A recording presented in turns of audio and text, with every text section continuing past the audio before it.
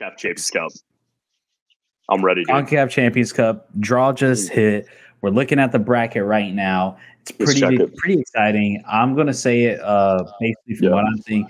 This is a really strong MLS lineup. I know last year was not the best.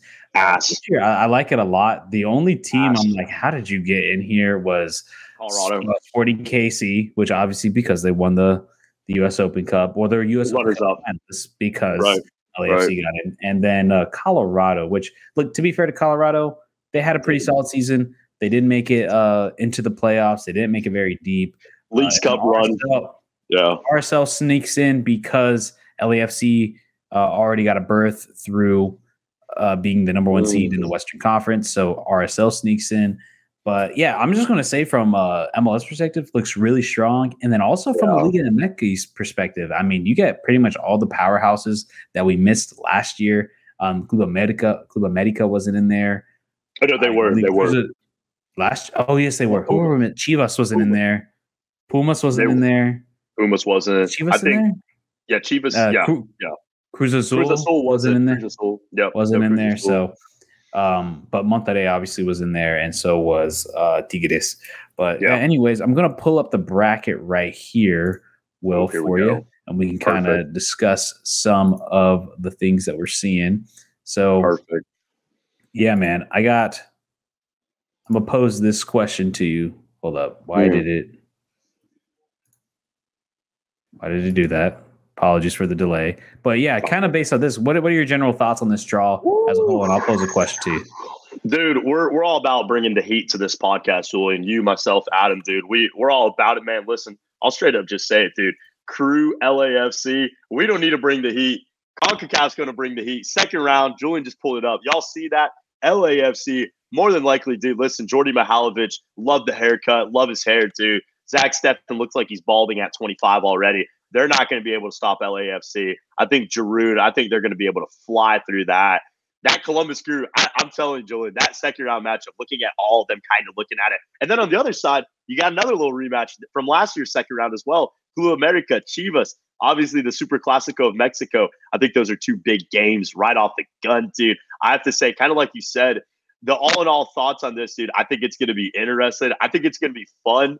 You know, listen, dude, obviously we're big. Myself, I'm a big Central American simp. I want to see my boys Antigua, Real Estelí, Saprissa, of course, with Fidel Escobar and Eduardo Anderson and a couple other Panamanians. I want to see these guys do well, and I'm looking at some draws, instant reactions, like you said. Listen, man, I think Saprissa, if they can catch Vancouver on a bad day, they slide. Listen, Monterrey, punch Brandon Vasquez in the face. I don't know, do some shit. You move on. I could see a little bit of a run from these guys. Potentially, it's going to be interesting. Like you said, obviously looking at the heavy favorites, Inter Miami. Oh my God, Jesus, Julian, you guys have a quarterfinals berth. I hope you know that, by the way.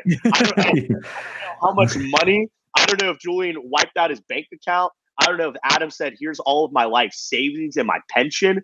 But Inter Miami, yet again, has a nice little quarterfinal run. Listen, like you guys, I want to get your thoughts.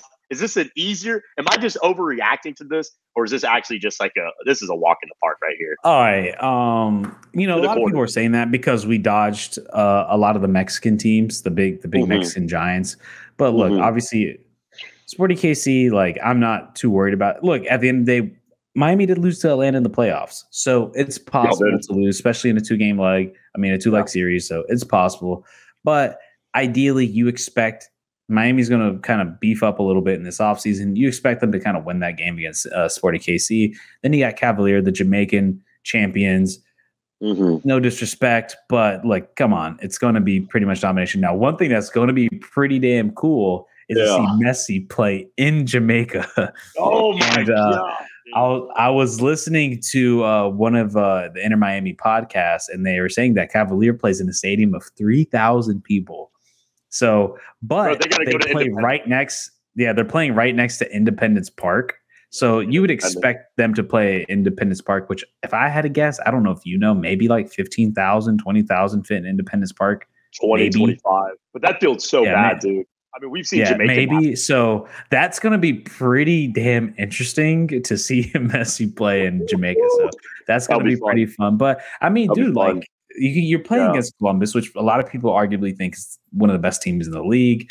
They were League Cup champions. They were the MLS Cup champions last year. They were, I believe, number 2 in the Supporter Shield race. They were neck and neck with Inter Miami until they eventually took themselves apart. But no, I still think it's pretty difficult. Now, I want to pose this question to you because I'm curious and I'm trying to think about which hit me with it. Quadrant of the bracket is the toughest. So which like semifinal berth side, like out of the 4? Yeah, which like quadrant, like which, like, you know. That's a tough one. That's a tough one. I think it's pretty evenly balanced, to be honest with you. If we had a pick, I got one in mind. If we had a pick, I'll be real, Joel. I got two. I'll go real quick on both. Listen, I'm now looking at it. This is fresh, guys. Like I said, instant reactions right here. Motagua, that's no sleeper of a team. Neither is Real Estelí.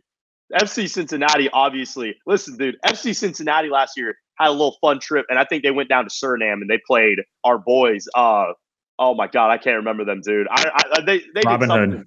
Robin Hood. Yes, thank you. I think they played. Did they play Robin Hood? It was either Robin Hood or they played somebody. Dude. No, I'm lying to you. I don't remember. They played Cavaliers. Cincinnati went down to Jamaica and they had basically an early spring break trip for them. So them boys had fun. Tigres, obviously, their first round, I think they got the bye. Either that or they wiped the floor with somebody. I don't think it's going to be that wiping. It's not going to be wiping ass season right now, dude, for either one of these teams. I think that's a tough little quadrant. Realistically, also, Monterrey Forge.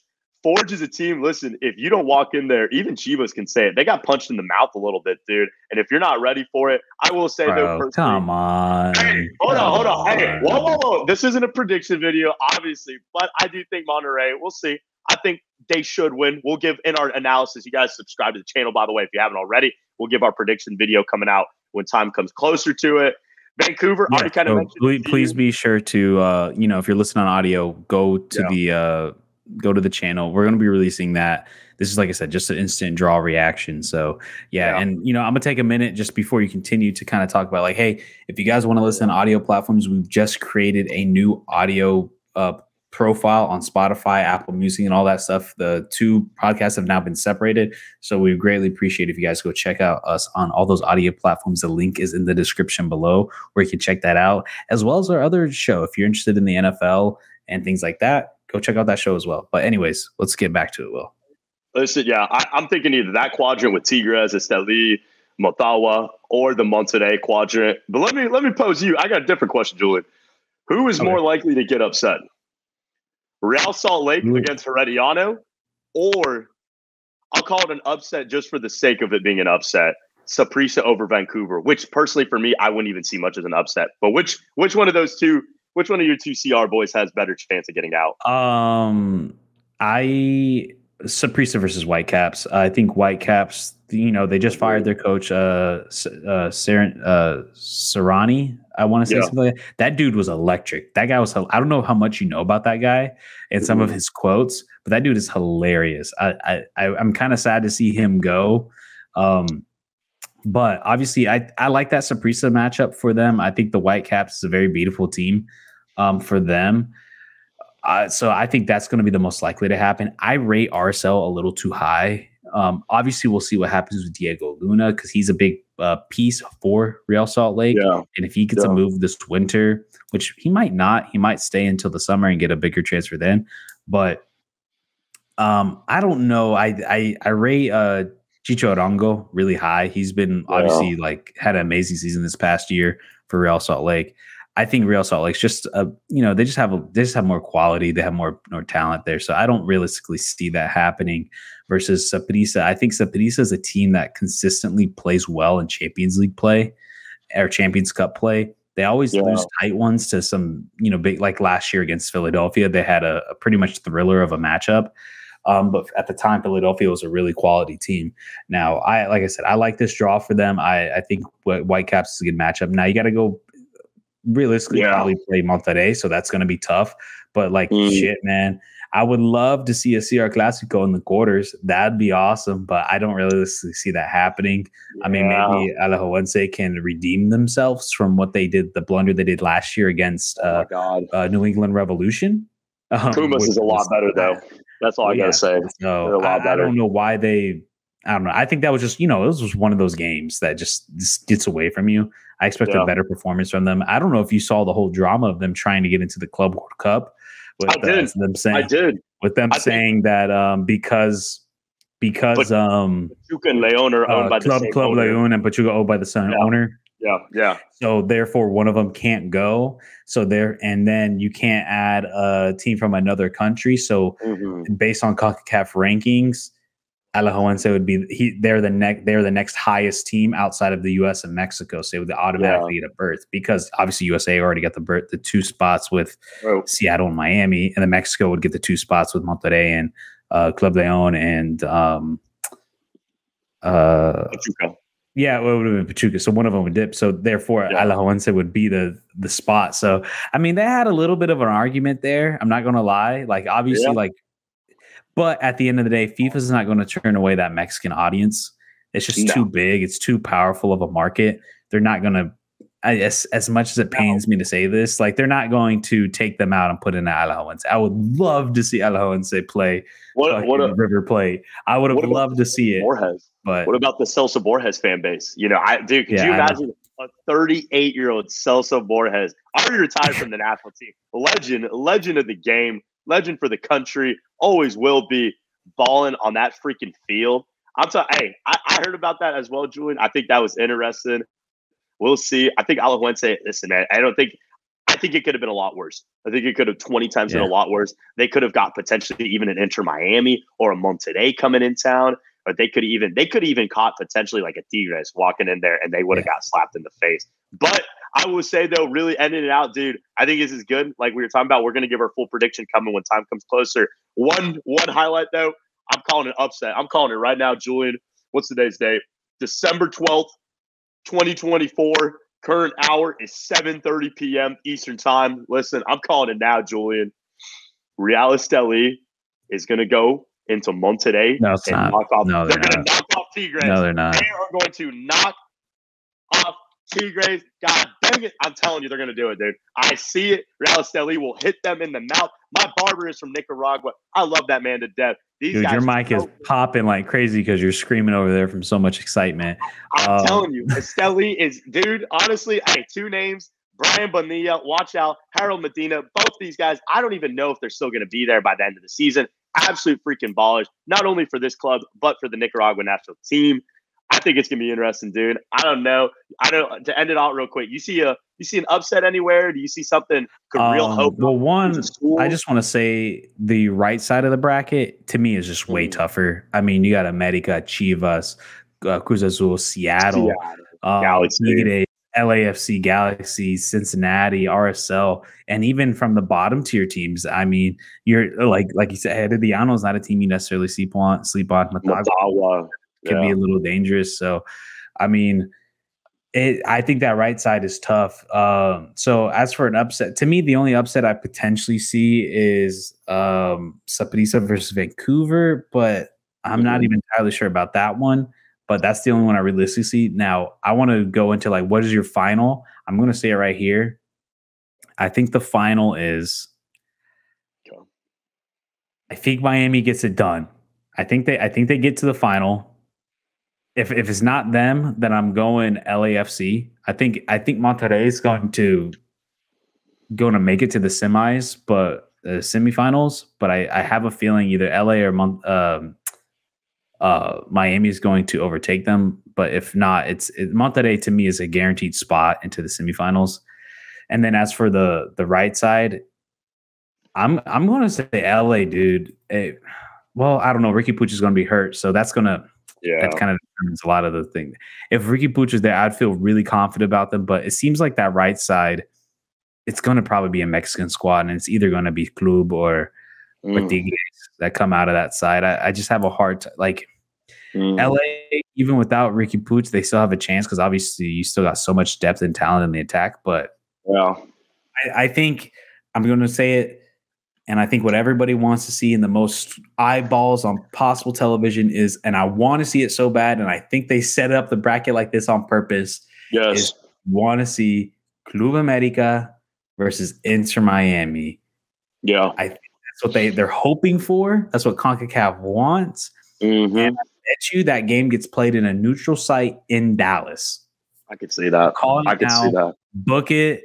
That's what it's going to be. Yeah. Mark it off in your calendars. June 1st, Inter Miami versus Club America in AT&T Stadium.